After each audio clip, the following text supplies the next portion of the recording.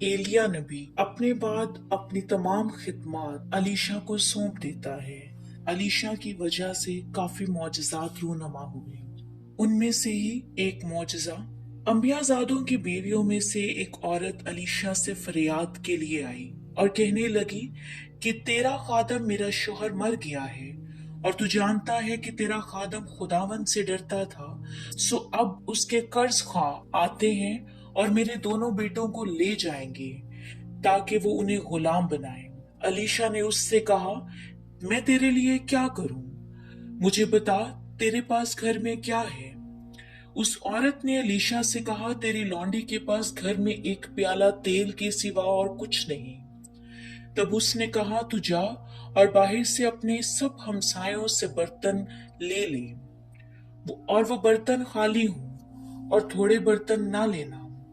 फिर तू अपने बेटों को साथ लेकर अंदर जाना और पीछे से दरवाजा बंद कर लेना और उन सब बर्तनों में तेल उंडेलना और जो भर जाए उन्हें उठाकर अलग रखना। सो वो उसके पास से गई और उसने अपने बेटों को अंदर लेकर दरवाजा बंद कर लिया और वो बर्तन उसके पास लाते जा रहे थे और तेल उंडेलती जा रही थी। जब वो बर्तन भर गए तो उसने अपने बेटे से कहा, मेरे पास एक और बर्तन ला। उसने उससे कहा, अब तो कोई बर्तन नहीं रहा माँ। तब तेल माकूफ हो गया। तब उसने आकर मर्दे खुदा को बताया। उसने कहा, जा तेल बेच और कर्ज अदा कर और जो बाकी रहे उससे तू और तेरे फर्जंद गुजारा करना। और इसके बाद एक रोज ऐसा हुआ कि अलीशा शौनिम को गया। वहां एक दौलतमंद औरत थी और उसने उसे रोटी खाने पर मजबूर किया। फिर तो जब कभी वो इधर से गुजरता, रोटी खाने के लिए वहीं चला जाता था। सो उसने अपने शोहर से कहा, देख, मुझे मालूम होता है ये मर्दे खुदा जो अक्सर हमारी तरफ आता है मुकद्दस है। हम उसके लिए एक छोटी सी कोठरी दीवार पर बना दें और उसके लिए एक पलंग और मेज और चौकी और शमादान लगा दें। फिर जब वो हमारे पास आए तो वहीं ठहरेगा। सो एक दिन ऐसा हुआ कि वो उधर गया और उस कोठरी में जाकर वहीं सोया। फिर उसने अपने खादम जहाजी से कहा, इस औरत को बुला ले।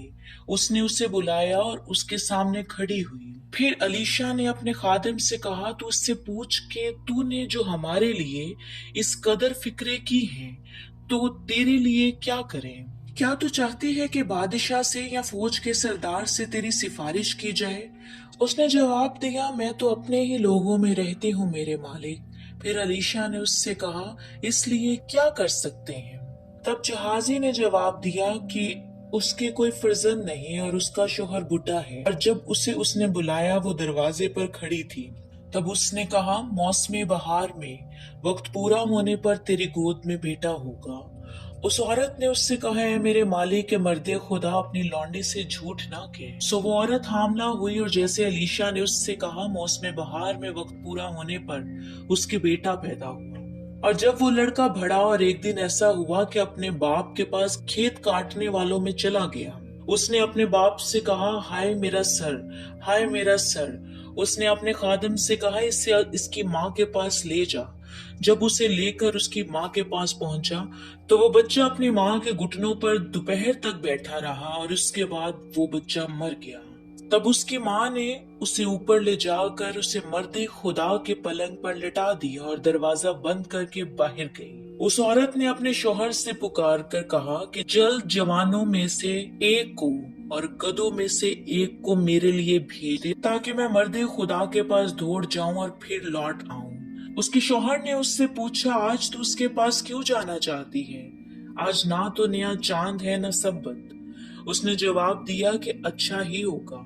उसने गधे पर जीन कस कर अपने खादम से कहा, हाँक, आगे बढ़ और सवारी चलाने में ढील ना कर। सो वो औरत चली और कोहे किरमिल को मर्दे खुदा के पास गई। उस मर्दे खुदा ने दूर से उसे देखकर अपने खादम जहाजी से कहा, देख उधर वो औरत वही है। अब जरा उसके इस्तकबाल को दौड़ जा और उससे पूछ, खैरियत तो है?